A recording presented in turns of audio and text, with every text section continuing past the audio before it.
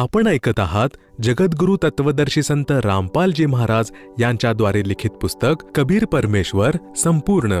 विषय शिशु कबीरजींची सुनता करण्यासाठीचा अयशस्वी प्रयत्न. शिशुरूपधारी कबीर देवांची सुनता करण्याच्या वेळी सारा जनसमूह नातेवाईक एकत्र आले. न्हावी जेव्हा शिशु कबीरजींचे लिंग सुनता करण्यासाठी कैची घेऊन गेला तेव्हा परमेश्वराने आपल्या लिंगांच्या सोबत दुसरे लिंग बनविले. पुन्हा सुनता करण्यासाठी गेलेल्या व्यक्तीच्या डोळ्यासमोर 3 लिंग वाढत जाऊन 5 लिंग दिसू लागले. त्या बालकाला पाहून सुनता करणारा आश्चर्यचकित झाला. तेव्हा कबीरजी शिशुरूपात म्हणाले, भाऊ, एकच लिंग सुनता करण्याचे विधान आहे ना मुसलमान धर्मात? आता बोल, शिल्लक 4 सुनताचे काय करणार आहे? लवकर बोल. शिशुचे असे बोलणे ऐकून तसेच 5 लिंग बालकाला पाहून न्हावी व इतर उपस्थित व्यक्तींना बोलवून ते अद्भुत दृश्य सर्वांना दाखविले.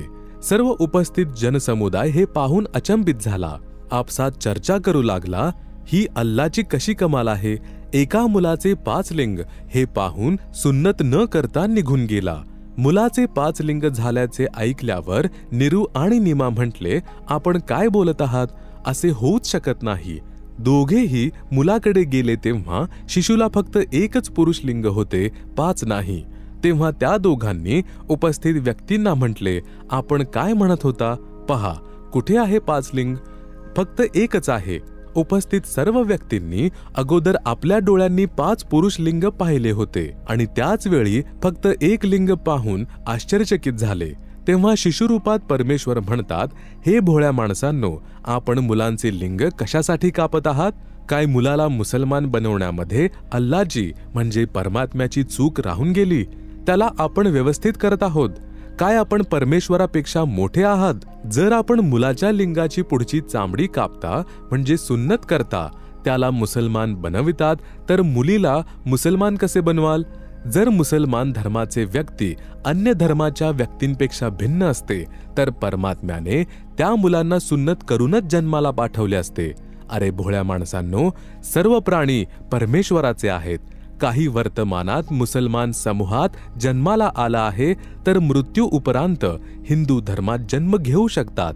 याचप्रमाणे अन्य धर्मामध्ये जन्माला आलेल्या व्यक्ती मुसलमान धर्मामध्ये व अन्य धर्मामध्ये सुद्धा जन्म घेऊ शकतात. या धर्माच्या भिंती उभ्या करून आपापसातील बंधुप्रेम नाहीसे करू नका. ही सर्व कालब्रह्मची चाल आहे. कलियुगाच्या अगोदर कोणते धर्म नव्हते, फक्त एक मानव धर्म होता.